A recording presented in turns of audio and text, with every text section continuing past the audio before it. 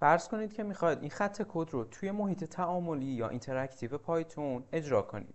یکی از ترفندهای وی اس کد اینه که شما کلید شیفت و اینتر رو با هم دیگه فشار بدید، بعد اون موقع محیط تعاملی پایتون اتوماتیک برای شما فعال میشه.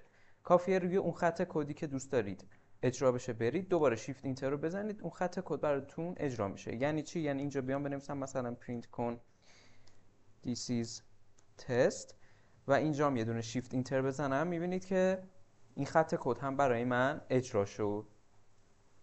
خب حالا اگه بخوام یه فایلی رو مستقیما از داخل ترمینال پرینتش کنم یا حالا مثلا اجراش کنم، حالا اینجا دستور پرینت رو داریم، یه دونه ترمینال باز میکنم یا حالا شما میتونید وارد CMD ویندوزتون بشید، کامند پرامپت.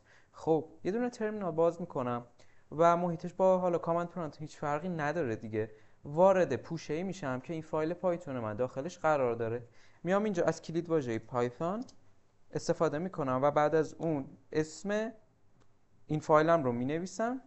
خب و اینتر رو میزنم، میبینید که این خط کد ها برام اجرا شده و به این صورت میتونید داخل ترمینال یک فایل پایتونی رو اجرا کنید. حالا اگه ما بخوایم در واقع یک خط کد رو توی ترمینال اجرا کنیم به چه صورته؟ اینجا من مینویسم پایتون، از کلید واژه پایتون استفاده میکنیم. خب داش سی و بعد از اون داخل یه دابل کوتیشن یا حالا سینگل کوتیشن اینجا می‌نویسم پرینت کن به عنوان مثال هلو، اینو میبندم، اینتر رو میزنم، میبینید که این خط کد رو با این سینتکس برای من اجرا کرده. حالا اگه شما بخواید وارد محیط پایتونی بشید، وارد اینتراکتیو پایتون، به جز شیفت و اینتر داخل وی اس کد میتونید داخل ترمینالتون کلمه پایتون رو بنویسید و کلیک کنید. زمانی که این سه تا فلش به شما نشون داده شد، شما وارد محیط اینتراکتیو پایتون شدید. با کامند اکزیت میتونید ازش خارج بشید و حالا به محیط ترمینال برگردید.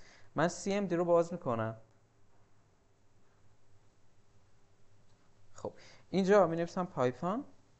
خب اینجا می نویسم به عنوان مثال پرینت کن.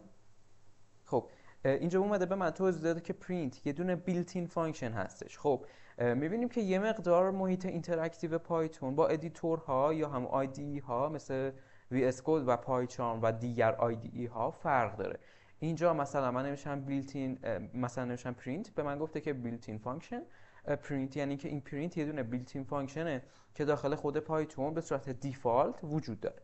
اگه اینجا داخل یه استرینگ مثلا بنویسم hello، میبینید که همون هلو رو برام پرینت میکنه. اگه بنویسم 12 رو برام پرینت میکنه. اگه بنویسم 13 رو برام پرینت میکنه و نیازی به نوشتن تابع پرینت ندارید. اگه اینجا بنویسم 13 به اضافه 12 چی؟ میبینید که دقیقاً داره جوابش رو به من میده. خب یه ترفندی که بچه‌ها بهتون یاد بدم، شما اگه اینجا بیاید بنویسید پایتون داش داش ورژن، پایتون داش داش ورژن، اوکی بچه ببینید باید از محیط در واقع اینتراکتیومون خارج بشیم. اینجا من می‌نویسم اکزیت. خب و اینجا می‌نویسم پایتون داش داش ورژن. می‌بینید که نسخه پایتون من رو داره بهم برمیگردونه و می‌بینم که من از نسخه 3/13/3/5 دارم استفاده می‌کنم.